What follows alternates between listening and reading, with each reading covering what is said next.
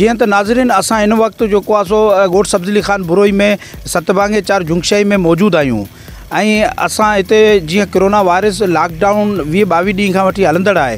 असां हिते जे नाज़रीन खे हिते जे आवाम खे जेको आहे सो इहो पुछा कयूं था त जेको आहे सो तव्हां कीअं पंहिंजो जेको आहे सो बेरोज़गारी हालत में ज़िंदगी गुज़ारे। अच्छा, तव्हां ॿुधायो त तव्हां केतिरे टाइम खां वठी बेरोज़गार आहियो? हीअं लॉकडाउन जेको 20-22 ॾींहं खां वठी हले हुन लाइ तव्हां छा था तव्हांजो जेको आहे रोज़गार कीअं बोले छा? जीअं लॉकडाउन शुरू थी वियो न उन ॾींहं खां वठी असां बेरोज़गार। तव्हां अॻु में छा कंदा हुआ? अॻु में आउं लोहार जो कमु कंदो हुउसि। अच्छा, किथे? लोहार जो कमु कंदो हुउसि, घर में वेठो था कमाइण वारो खे आउं अकेलो आहियां। कमाइण वारो अकेलो माण्हू, नंढा बच्चा आहिनि मुंहिंजा, 4 बच्चा आहिनि। तूं ॿुधाए आउं घर में वेठो था अकेलो, सरकार मूंखे ॾींदो छा? सरकारी तरफ़ां को राशन वग़ैरह? सरकारी तरफ़ां मूंखे का शइ कोन्हे, राशन वग़ैरह न का शइ कोन्हे। अच्छा, तव्हांजो नालो छा आहे? तव्हां छा कंदा आहियो? मज़दूरी कंदा हुआ जी, वारस हली आहे, हर शइ धंधा बंदि लॻिया पिया।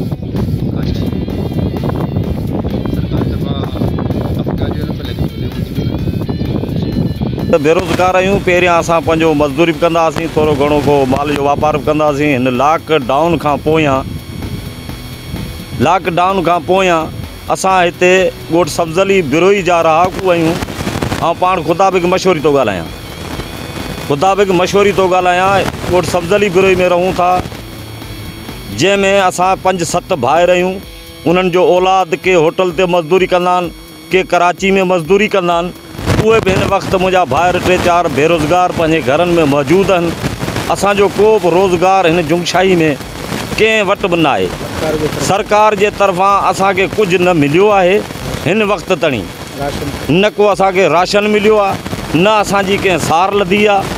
ज़िला चेयरमैन ग़ुलाम क़ादिर पलीजे खे 4 ॾींहं मूं फ़ोन कई, मूं चयो साईं ॻोठ सब्ज़ली बिरोई मुंहिंजा ख़ुदा बि मशहूरी थो ॻाल्हायां, असां सां हिन वक़्तु असां हींअर बेशक बुखूं काटियूं पिया, असांजी का सार लहो।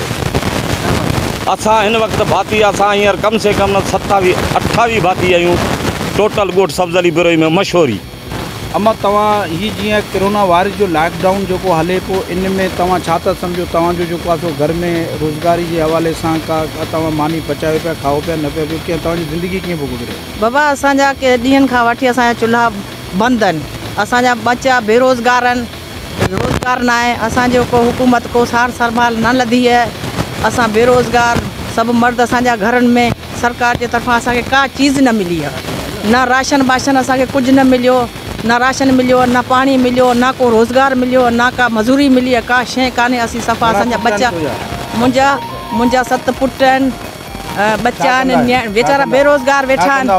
अॻे वीचारा काठियूं कुटींदा हुआ, को रोज़गार कंदा हुआ, को उॾार कढंदा हुआ, को पंचर जो दुकान में कमु कंदा हुआ, को होटल ते बीहंदा हुआ। सभु रोज़गार बंदि आहिनि। असीं बेरोज़गार बुख पिया मरियूं, असांखे सरकार जे तरफ़ां कुझु बि न मिलियो आहे। महिरबानी करियो, पंहिंजे रसूल खे मञो, ख़ुदा खे मञो, असांजी सार संभाल लहो। असां सफ़ा मज़दूर माण्हू असां सफ़ा मजबूर थी वेठा आहियूं। वज़ीर आला खे इहा अपील था करियूं त असांजे मुराद अली शाह खे असीं अपील था करियूं त असांजी सार संभाल लाइ, असांजो को सार लाइ। असीं सफ़ा जे मरी वियासीं त सफ़ा असां ख़तमु थी विया आहियूं। हाणे असांजी बचनि जी हालत ॾिसो, हीअ ॾिस, हिननि जी हालत ॾिस, ही बीमार, हिन जी का बि सार संभाल नथी लाइ, न को इलाज लाइ, न को खाधे लाइ। हीअ हालत ॾिस, ॿुधो न, का असांजी कान्हे का पोजीशन केरु अची लाहे थो। तुंहिंजो नालो छा आहे? सुभान अली। तुंहिंजो उमिरि घणो आहे? 28 साल। केतिरे टाइम खां वठी बीमार आहीं? मूंखे 12 साल थी विया। कहिड़ी बीमारी आहे तोखे? मूंखे जहिड़ो रत कोन थो ठाहे। तूं ही तुंहिंजी छा थी आहे? मुंहिंजी माउ आहे पोड़ी। तुंहिंजो वालिद साहब गुज़ारे वियो। छा नालो? शाले मोहम्मद पालारी। घणा भाइर आहियो पाण में? असीं 7 भाइर आहियूं।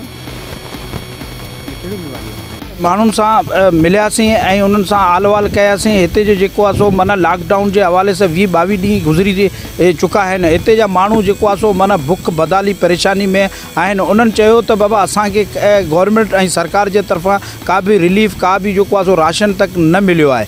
कैमरामैन सां गॾु मीर सदाम, सोच TV, जंगशाई।